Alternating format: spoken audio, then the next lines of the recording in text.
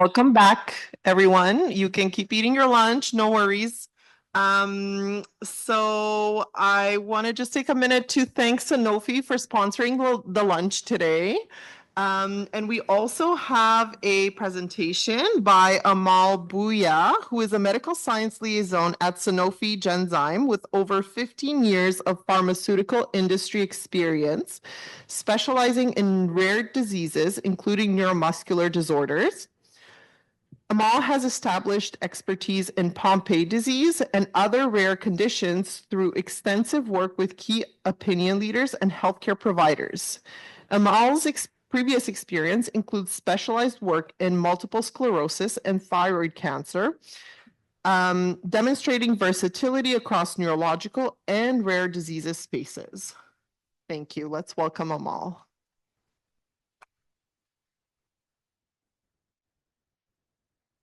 Hi, everyone. Can you hear me? Okay. So as nurses working with patients who may have these conditions, understanding the clinical presentation, diagnostic approach, and management strategies is crucial for providing optimal care. Oops. Today's presentation will provide a comprehensive overview of neuromuscular diseases with particular emphasis in emphasis and on Pompe disease. We'll explore everything from clinical recognition to diagnosis, helping you develop the skills needed to identify these conditions early and support patients through their diagnostic journey. But before I do so, I want to clarify that I'm presenting today in my role as a medical science liaison with Sanofi. This presentation has been reviewed and approved by medical Sanofi team affairs, and it's intended for educational purposes only. I'll be presenting balanced, non-promotional scientific information based on a published literature. Here is our agenda for today and what we will be covering. So first, an introduction to neuromuscular diseases, followed by their pathophysiology.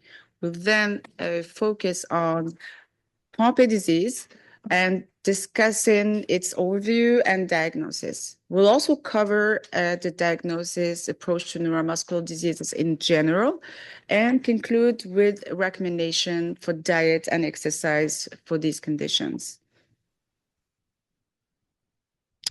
So by the end of this presentation, we or you should be able to define and classify neuromuscular disorders, explain their underlying pathophysiological mechanisms, recognize their clinical manifestations and diagnostic challenges, understand Pompe disease specifically, and implement appropriate dietary and exercise recommendations for these patients. So let's begin with an introduction to neuromuscular diseases, a diverse group of conditions that present unique challenges for both patients and healthcare providers. So neuromuscular diseases affect muscles and their direct nervous system control, including motor neurons, peripheral nerves, neuromuscular junctions, and the muscle themselves. There are over 150 different types affecting various muscle groups, and many are rare diseases, but collectively represent a significant burden on patients. Common features include progressive muscle weakness, mobility issues, and respiratory complications.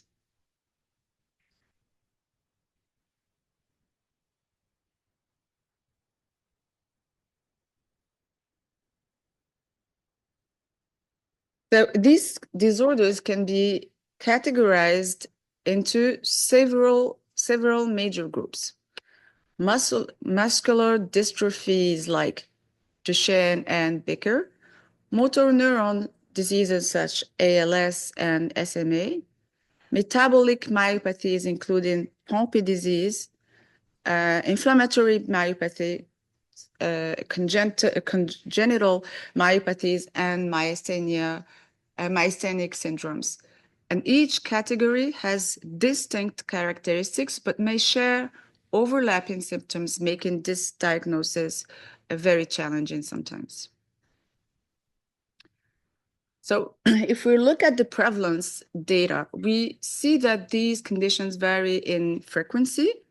Duchenne muscular dystrophy affects, for example, 1.7 to 8.2 per 100,000 individuals, while limb girdle muscular dystrophies affect 0.8 to 6.9 per 100,000. Myasthenia gravis is more common at 20 per 100,000, and Pompe disease, which we'll focus on today, affects approximately 2.5 per 100,000 people, making it a rare but important condition to recognize.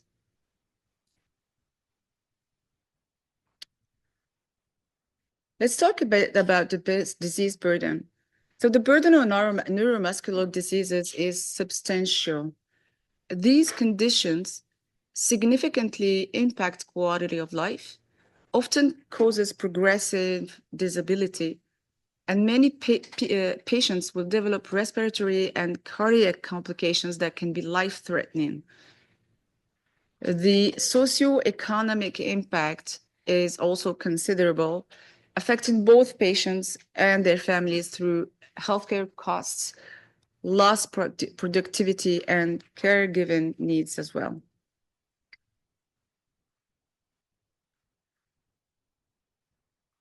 So let's talk now about common clinical manifestations. So key symptoms and signs include muscle weakness, which may be proximal, which is closer to the trunk, or distal in the extremities, muscle atrophy, exercise intolerance, myalgia and cramps, respiratory insufficiency, and cardiac involvement. The pattern of progression of these symptoms often will provide important diagnostic clues. So let's summarize what we have covered so far. Neuromuscular disorders affect muscles and their nervous system control. There are over 150 different types categorized in major groups.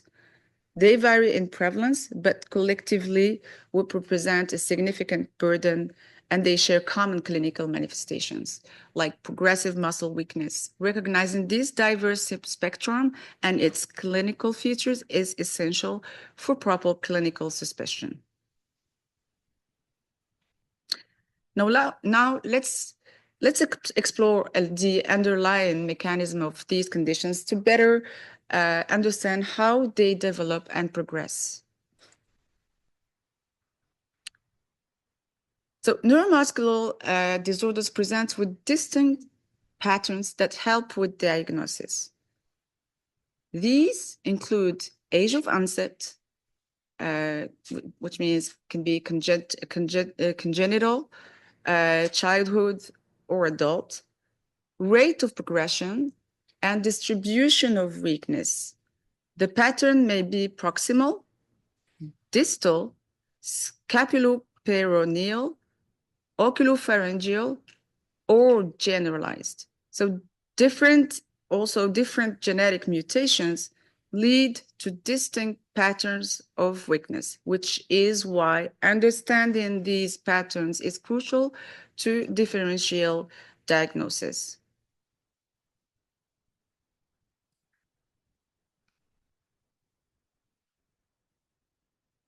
The pathophysiology of these diseases involves multiple distinct mechanisms, like dystrophin, glycoprotein complex defects, sarcomere dysfunction, abnormal glycosylation, physical and molecular trafficking issues, disrupted signal transduction, impaired nuclear functions, and metabolic pathway defects. The latter being particularly relevant to Pompe disease, which we'll discuss next. So now let's talk about Pompe disease. So Pompe disease is a progressive, multisystemic, debilitating neuromuscular disease that is often fatal. It's caused by an absence or deficiency of the lysosomal enzyme acid alpha-glucosidase, which we refer to it as GAA, resulting from variants in the GAA gene. So this deficiency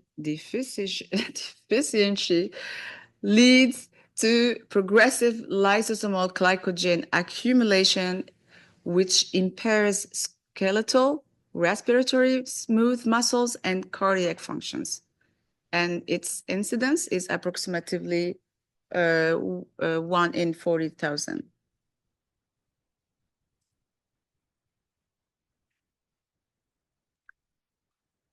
It presents also as a continuum with signs and symptoms occurring from early infancy throughout adulthood. This continuum is associated with variable rates of disease progression, organ involvement, and severity. And we typically classified it in two stages, let's say, or two main subtypes. The IUPD, which is the infantile onset Pompe disease, is really rapidly progressive and often fatal by age of 1.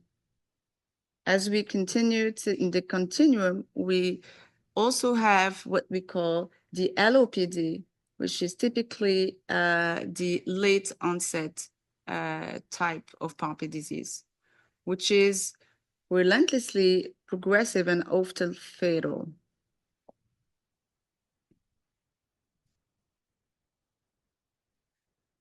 Let's get into the pathophysiology, so you could understand the results, they come from what exactly and what's happening into the cells. So the GAA enzyme is needed to break down lysosomal glycogen. Two pathogenic variants in the GAA gene will cause GAA deficiency. So it leads to a progressive glycogen accumulation in lysosomes. This accumulation will results in cellular dysfunction, progressive debilitation, organ failure, and potentially death. So like we said, there's two subtypes. For IUPD patients, typically they have less than 1% of the normal GAA enzyme activity, while in LOPD patients, which is the late onset, we can have from 30 to 40% of activity of this enzyme.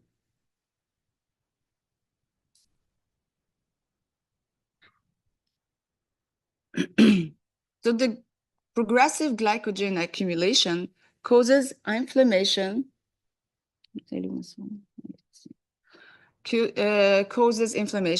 fibrosis, and disruption of the contractile element of muscle. In IOPD, the cardiac muscles, skeletal muscle, and respiratory muscles are primarily affected. And in LOPD, proximal skeletal muscle, especially in the trunk and lower limbs, and respiratory muscles are most commonly affected.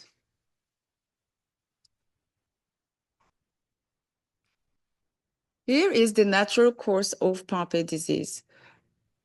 What we can see here is that it's a progression from healthy cell here with healthy lysosomes to irreversible muscle damage. So you could see here that what happens is that the lysosomal are really stored a lot with the glycogen as accumulation.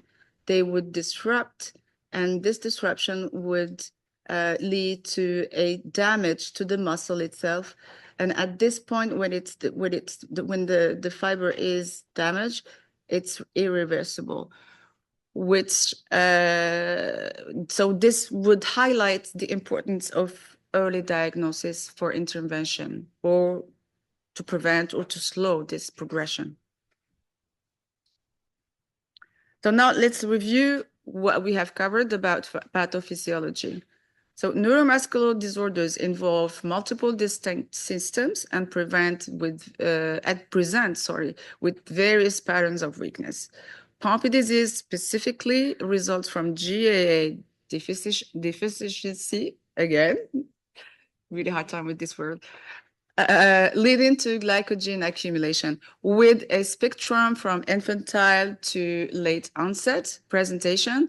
And so understanding, these mechanisms helps guide your diagnosis approach and your treatment strategies.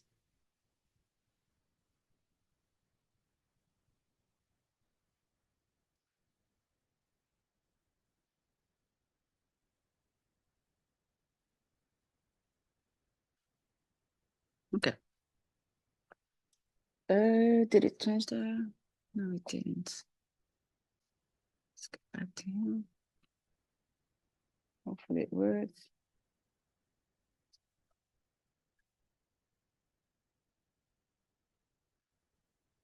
Yeah, I'm trying both the arrow and this, and it's not. Well, let's try. You see, it's like it's. We're thinking about it. Is this your slide? No, it's no, No. it's after here. Okay. Hey, we got it. So now let's discuss how to approach the diagnosis of neuromuscular diseases in general and look at Pompe specifically. Yay. So we look at the clinical evaluation. There's a laboratory investigation, electrophysiological studies, imaging, and we will talk about the fact that it's a multidisciplinary approach. So in terms of clinical evaluation, what we need is really a detailed history for the onset, the progression, distribution of the weakness, family history. We will look at when we consider physical examination, we will try to see pattern that we can recognize, for example, proximal versus distal, symmetric versus asymmetric. And in terms of functional assessment, well, we look at the gait, the mobility, respiratory functions. For the laboratory investigation, we will do a first-line blood test. So CK, inflammatory markers, metabolic screening, and specialized testing that could be looking at specific biomarkers for specific diseases or enzyme assays, and also genetic testing as either by next generation sequencing panels or the whole exome sequencing. In terms of electrophysiological studies, EMG is done to look at if it's myopathic versus neuropathic patterns, if there's a spontaneous activity. And we could also conduct a nerve conduction studies to assess if there's a peripheral nerve function, and repetitive nerve stimulation that could be done also to evaluate neuromuscular junction. In terms of imaging and tissue analysis, MRI could look at, and ultrasound, for example, could look at pattern recognition, disease progression, muscle biopsy sometimes, biobanking, And also what is important to know here is that is a multidisciplinary approach that we should have, and a coordinated care like neurology, pulmonology, cardiology, genetics, and it's a patient-centered diagnostic journey with clear communication that it's needed.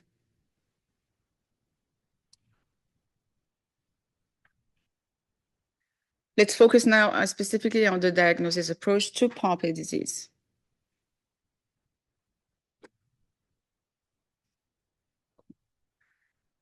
Pompe disease is a very challenging diagnosis.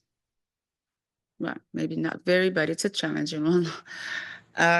It has a heterogeneous presentation. So variable age of onset, progression rate, and symptom severity.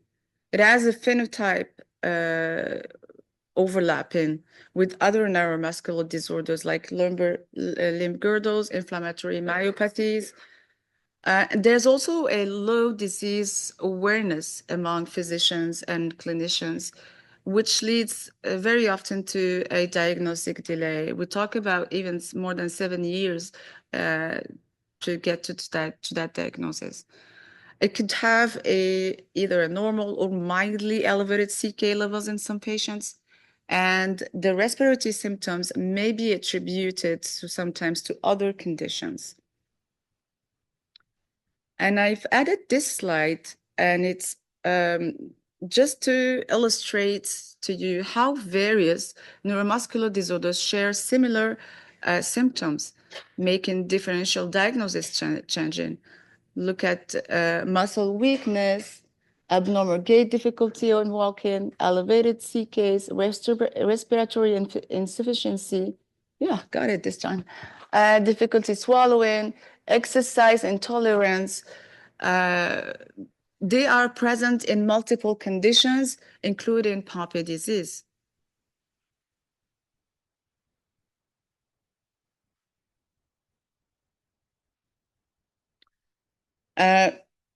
Specifically, the diagnosis approach to Pompe disease will follow a diagnostic algorithm. So the clinical suspicion is based on progressive proximal weakness. We see respiratory insufficiency, especially diaphragmatic, and we could have CK elevated from 1.5 to 15 times normal tests. And then we conduct a laboratory studies.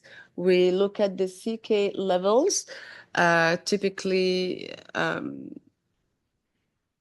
like I said, it's 1.5 to 15 times normal sometimes. We could look at the liver function tests for AST, ALT is often elevated in these patients.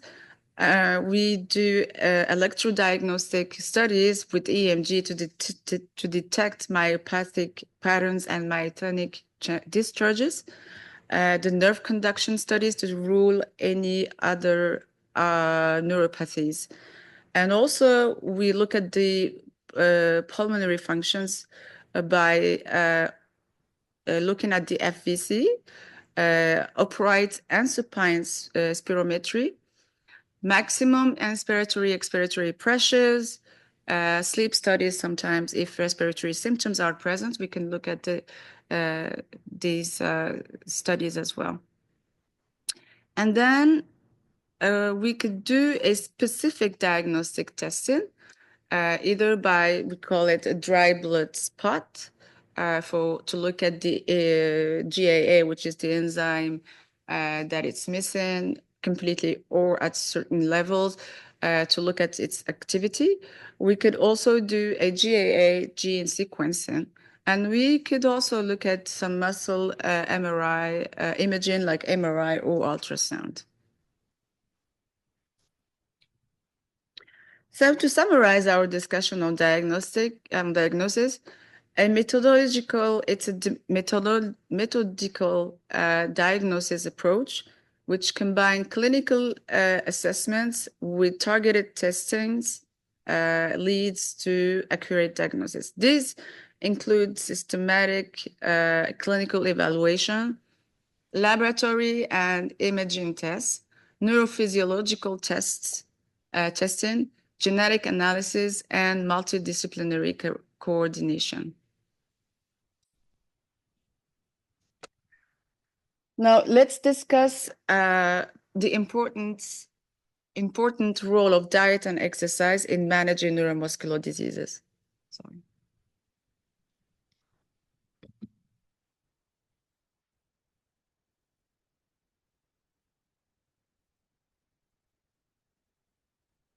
So this table, based on some evidences and literature that I looked at, it outlines recommendations for nutrition, aerobic exercise, resistance training, flexibility, balance exercises for patients with these conditions. So proper nutrition supports muscle and mass and energy needs for these patients. And while appropriate exercise improves the cardiovascular fitness, maintain the strength and enhances mobility. So the key principle is that all interventions must be individualized based on the specific diagnosis and disease stage and the functional capacity of each individual as well.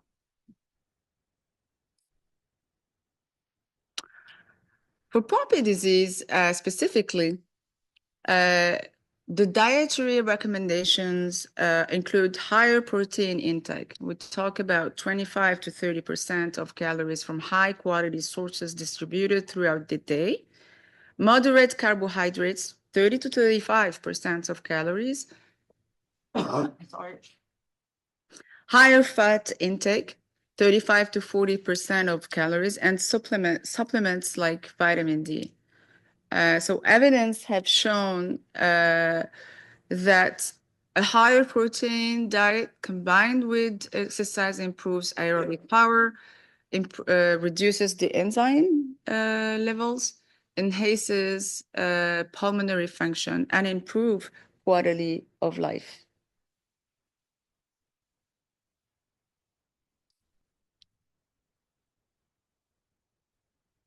When we look at the exercise program for Pompe disease, the recommendations for Pompe disease include aerobic exercises 3 to 4 times a week, 30 to 40 minutes at 60% maximum of heart rate, resistance training 2 to 3 times per week.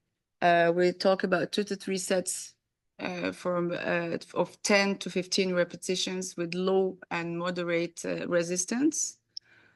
Core flexibility exercises, daily 10 to 15 minutes, and respiratory exercises 3 to 6 times a week, 25 repetitions twice daily at 60% max respiratory strength. So long-term studies show that regular activities for more than 10 years result in sustained improvements in strength, endurance, and respiratory function.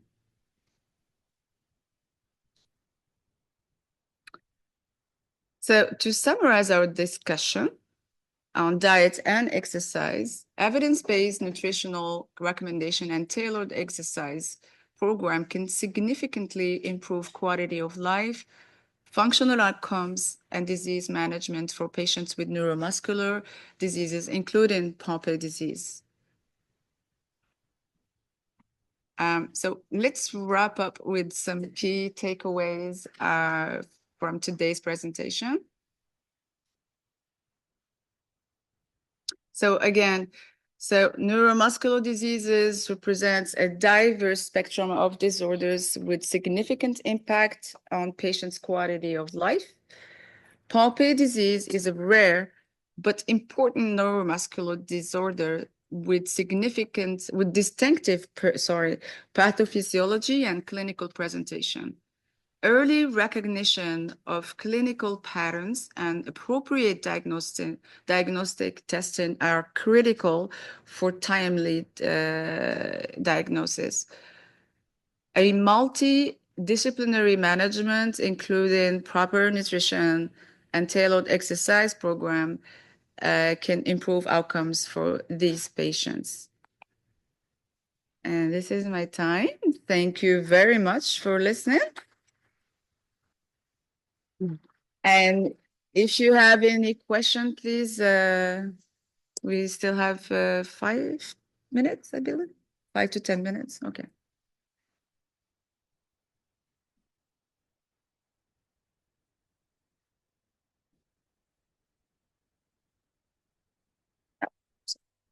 A question in the room? If you have any questions, please.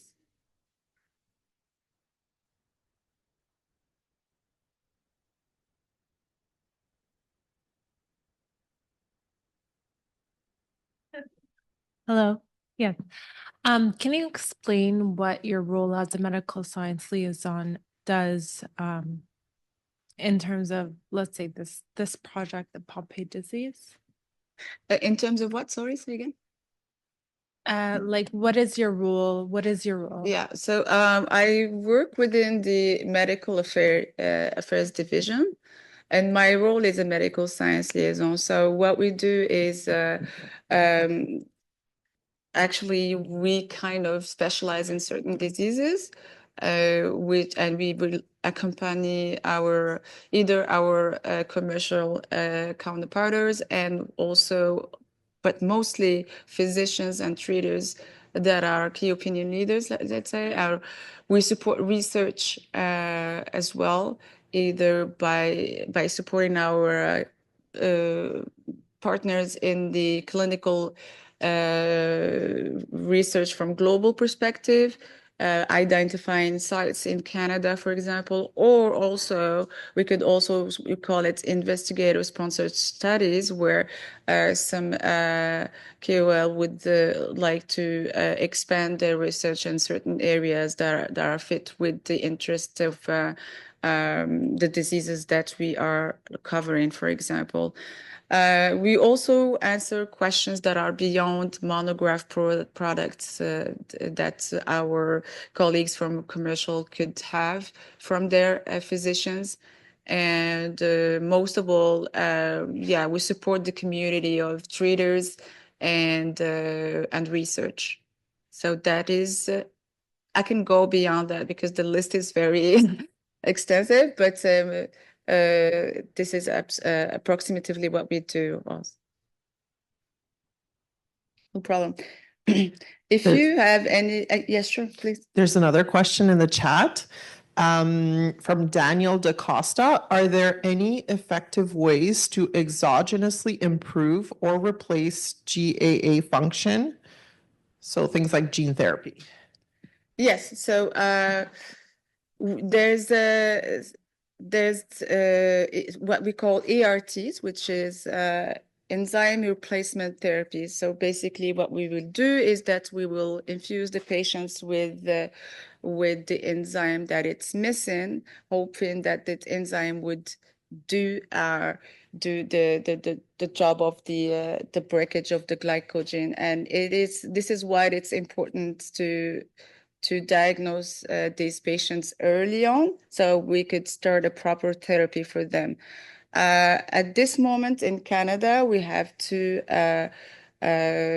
approved ERTs that are available.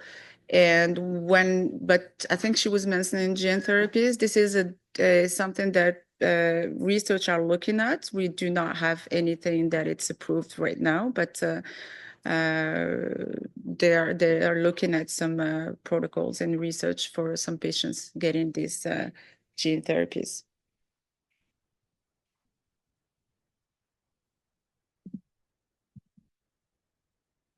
Another question also from Daniel DaCosta.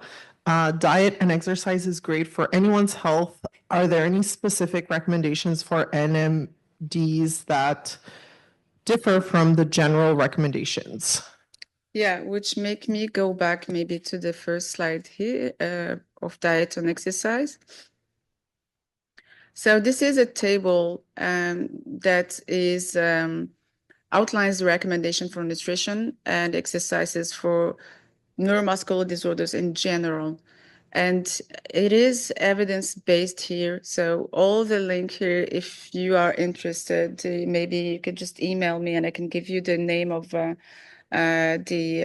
publication where you could look at. But yes, you can see that here the recommendations for nutrition and exercise, and even for the resistance of training and flexibility and balance, there are recommendations that are typical for, or let's say there's a consensus by those evidence, from these evidences to that it's specific to the neuromuscular diseases. And the next slide that I have presented actually was really about the program for Pompe disease. And also here you could see the publication that are related to it. And this is really a protocol for that it's really addressed to Pompe diseases. Yeah, I hope that this answers the question, but if there's any other remaining questions, please go ahead. Or any other question? Okay. No problem. If there's anything, please there's another question that you have had in mind and you know just forgot whatever, yeah, please send those along, and I would be more than happy to answer them. Thank you very much for listening.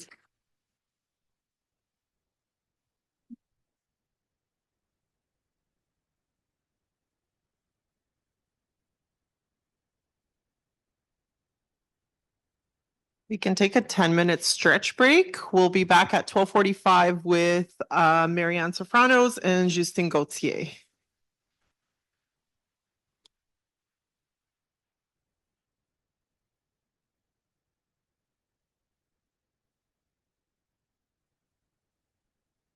Have a little. Yes.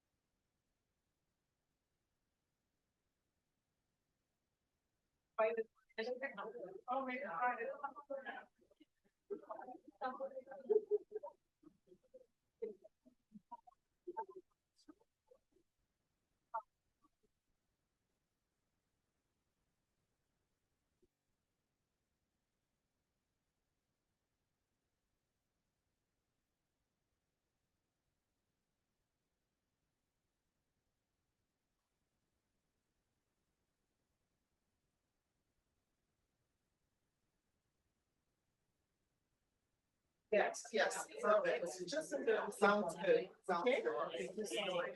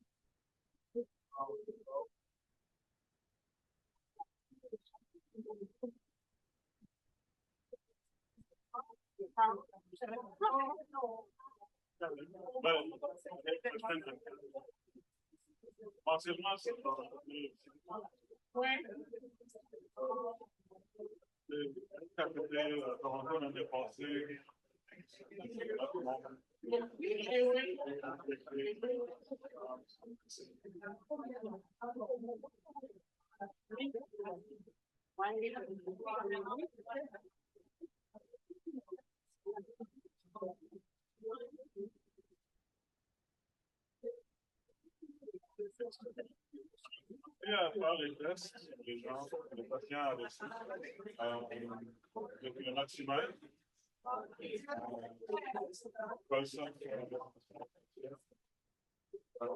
Ça enregistre le niveau d'oxygène. Sur une nuit.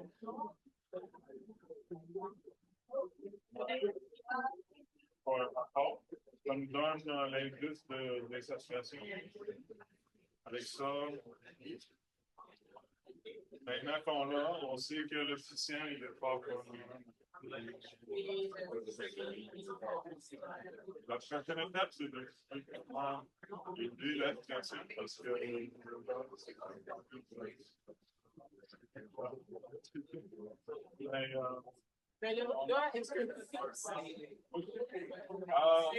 c'est comme selon le.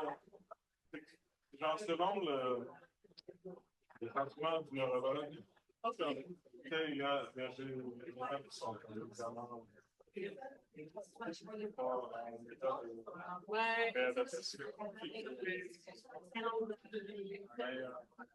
on a juste une machine.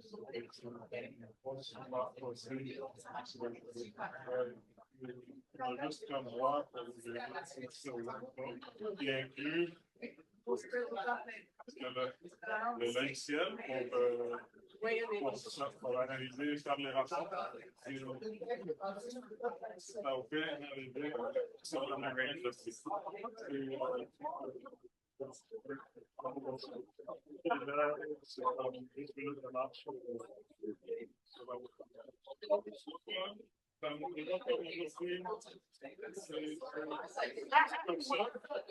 Les jours de tempête, c'est dans PowerPoint. L'été, des fois, il faut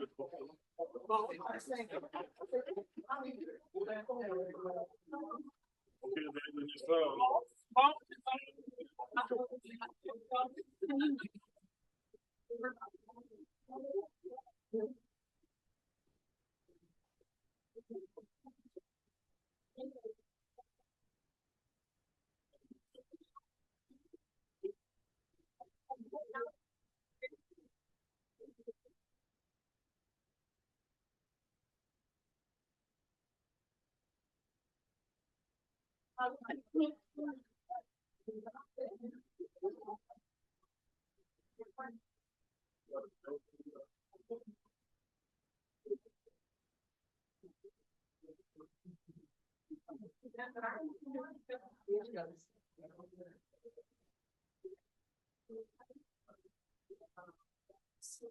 After this special thing, which Gabby's gonna do, because I don't know how to do that. So basically PowerPoint online is basically, so I think if you go to this one.